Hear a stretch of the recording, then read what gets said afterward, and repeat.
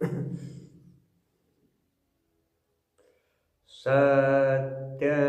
शिवम सुंदरम।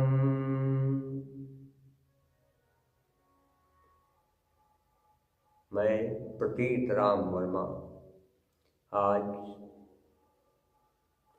कर्म व्यवस्था के विषय में व्याख्यान देने जा रहा हूँ।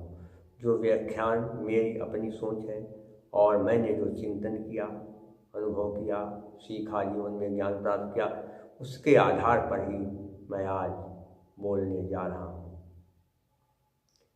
आपसे अनुरोध है कि आप इस मेरे व्याख्यान को ध्यान से सुनिए, तो आपको सारी बातें समझ में आएंगी और आप इसमें जो है सहमत और असहमति जाहिर कर सकते हैं, सोच सकते हैं कि मैं जो कह रहा हूँ या बता रहा हूँ उसमें कहाँ तक सच्चाई है, क्या है। उसको आप जब पूरा व्याख्यान सुनेंगे तभी जा कर के आपको मेरे विचारों का पता लग सकेगा कि मैंने क्या सोचा है और क्या कहा है। संसार के प्रत्येक प्राणी, चाहे वो मनुष्य हो, पशु हो, पक्षी हो, कोई जीव जंतु हो, सभी प्राणी सुख पाने की इच्छा करते हैं। सभी प्राणी चाहते हैं कि हमें अच्छा भोजन मिले, अच्छा पानी मिले, हमारा रहन सहन अच्छा हो और हमें मौज मस्ती के सारे साधन उपलब्ध रहें, मिले सारे साधन मिल जाएं और हमको मेहनत कम से कम करना पड़े। सभी लोग चाहते हैं, लेकिन ऐसा संभव नहीं हो पाता है। सुख पाने के लिए संसार के सारे प्राणी, 4 प्रकार के प्राणी हैं, आप जानते हैं। जरायु, जिनका जन्म वीर और रज से होता है, उन्हें कहते हैं जरायु। जैसे मनुष्य, पशु और भी कई जीव जंतु होते हैं, कुछ है जीव जिनका जन्म रज और वीर से मिलकर बना। क्या होता है? दूसरा कहता है स्वेदज, पसीना, गंदगी और मल मूत्र से जिन जीवों का निर्माण होता है उन्हें स्वेदज कहते हैं। अंडज, पसीना से क्या होते हैं?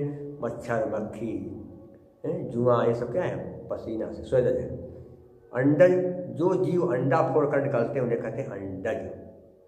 जैसे तमाम पक्षी हैं, तमाम जीव हैं, वो क्या है? अंडज।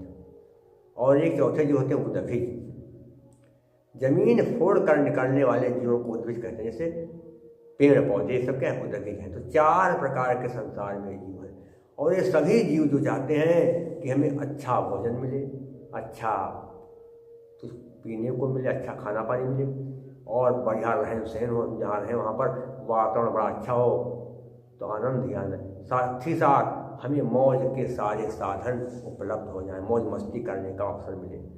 उसके लिए सब लोग प्रयास भी करते हैं, लेकिन कुछ लोगों को तो ये सब मिल जाता है, लेकिन कुछ लोग जिंदगी भर सब मेहनत करते हैं, सत्कर्म करते हैं, लेकिन उन्हें सब मिल नहीं पाता। उसका कारण क्या है? कि सुख और दुख की प्राप्ति कर्मों पर निर्भर करती है। हम जैसे कर्म करते हैं उसी के अनुसार हमें सुख और दुख मिलते हैं। कभी कभी व्यक्ति सत्कर्म करता है, अच्छे कर्म करता है, लेकिन उसको दुख मिलता है। क्यों? उसका मुख्य कारण है प्रारब्ध। प्रारब्ध क्या होता है? पूर्व जन्म में किए गए कर्म प्रारब्ध है और उनका फल हमें कब मिलेगा ये पता नहीं। क्योंकि कुछ दंड तो हमें समाज द्वारा मिल जाता है, लेकिन कुछ दंड ऐसे होते हैं जिनको हमें समाज नहीं दे पाता है, उस दंड को हमें भगवान देते हैं। क्योंकि उनके यहाँ सबके लिए न्याय बराबर है, सब एक ही जो है दृष्टि से देखे जाते हैं, किसी के साथ कोई पक्षपात या भेदभाव नहीं किया जाता है। तो कहने का तात्पर्य है अरे हमारा प्रारब्ध प्रबल है, तुम चाहे इतना कर्म करें अच्छे, कुछ ना कुछ कमी हमारे जीवन में लगी रहेगी। और प्रारब्ध के कारण ही व्यक्ति क्या करता है? चाहे इतना दुष्कर्म करें, दुष्टता करें, लेकिन सुख पाता है। क्यों? क्योंकि उसके लिए पुण्य कर्म बाकी हैं। अगर पुण्य कर्म हमारे बाकी हैं तो फिर हम सुख भोगेंगे, ये होता है। तो इस संसार में व्यक्ति सुख पाने के लिए प्रयास करते हैं और सुख पाने के लिए क्या करते हैं? हर जीव जाति में, हर जीव में, हर प्राणियों में उल्टे सीधे कर्म ही जाते हैं। सुख पाने के लिए क्या करते हैं कुछ लोग, दूसरे का अहित करते हैं, दूसरे का शोषण करते हैं और दूसरे को परेशान करते हैं, सोचते हैं हमको आनंद आवे, दूसरे भाड़ में जाए, हमसे क्या मतलब है। तो ये सोच किसकी होती है? नीच प्रकृति के लोगों की होती है। वो सोचते हैं कि हमको सुख मिले, बाकी कोई मरे जाइए। सभी जीवों में आप देखेंगे तो ये सब क्या है? दुनिया की व्यवस्था चल रही है और व्यवस्था को देखने वाली कोई शक्ति है, वो सबकी सब देखती है। और वो शक्ति जो है, कोई शक्ति है संसार में जो सबके ऊपर शासन करती है, लेकिन लोग उस शक्ति के रहस्य को समझते नहीं कि क्या रहस्य है, क्या मामला है। तो संसार में एक शक्ति है जो सबको नियंत्रित करती है, सबके क्रियाकलापों को भली भांति देख रही है। तो कहने का तात्पर्य है कि प्राणी कोई भी हो, मनुष्य हो, पशु हो, पक्षी हो, कोई जीव जंतु हो, पेड़ पौधे हो, सभी प्राणी सुख पाना चाहते हैं, सोचते हैं हमको बढ़िया बढ़िया आरामदायक सुख सुविधाएं मिले, भोजन मिले, पानी मिले, रहन सहन हो और हमें काम कम से कम करना पड़े, सोचते हैं लोग। लेकिन काम करने पर ही सारे सुख मिलते हैं ये माना जाता है, लेकिन कभी कभी इसके बिल्कुल विपरीत होता है और उसी को कहते हैं भाग्य।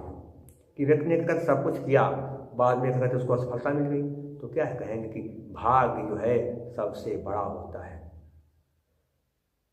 और भाग्य तभी बनता है जब हम कर्म करते हैं। अगर अच्छे कर्म करेंगे तो अच्छा भाग्य बनेगा।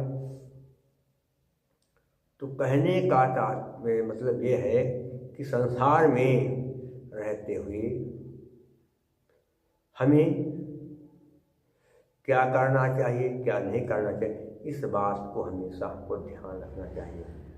संस्कृत साहित्य जो है वो बहुत सारी बातों का ज्ञान कराता है, उसमें पूरा ज्ञान का अथाह सागर है। कहा गया है कि हमें जो है यदि किसी से मित्रता करनी तो क्या करना चाहिए? सुनिए, अगर किसी से हमको सच्चा प्यार करना है, सच्ची मित्रता करनी तो क्या करना चाहिए? कि विपुलाम प्रीतिम इप्सेद त्रीणि तत्र न कारयेत् वाग्वादम अर्थ संबंधम परोच्छेदार दर्शनम। अगर किसी से विशेष प्यार करने की इच्छा हो, प्रेम, तो 3 बातों का ध्यान रखना। क्या? उससे बहस नहीं करनी चाहिए मित्र से, और उससे धन का कोई संबंध रखिए। अगर पैसा दे दिया तो मांगिए मत, और अगर वो मांगे तो आप पास है तो ना मत करिए। तो पैसे का कोई लेन देन रखिए। और जब मित्र आपका घर में न हो तो उसके घर पर मत जाइए। अगर जाएंगे तो माना जाएगा कि उसके पीछे आप जाते हैं, उसकी पत्नी के दर्शन करने जाते हैं, तो क्या दोस्ती टूट सकती है। इन सब बातों का क्या ध्यान रखना है।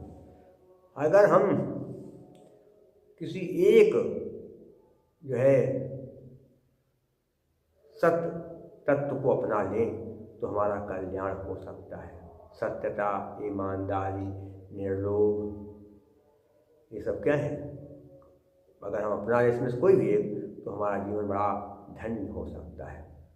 और एक चीज़ का ये ध्यान रखना है कि हम संसार में रहते ऐसे काम करें कि हमारे द्वारा किसी की आत्मा को तनिक भी कष्ट न हो। और ये जब हम करेंगे तो फिर भगवान हमसे प्रसन्न रहेंगे और हमें किसी प्रकार से किसी दिक्कत का सामना नहीं करना पड़ेगा।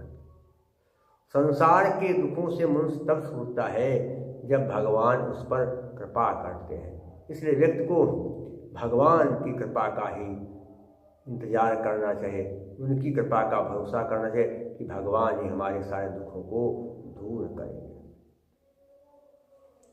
चाहे इतनी गंभीर स्थिति पैदा हो जाए, लेकिन जो है कभी भी हमें दुष्कर्म नहीं करना चाहिए, उल्टे सीधे कर्म नहीं करना चाहिए। भले हम तमाम दुख पा जाएं, लेकिन जो है हम गलत रास्ते पर कभी न जाएं।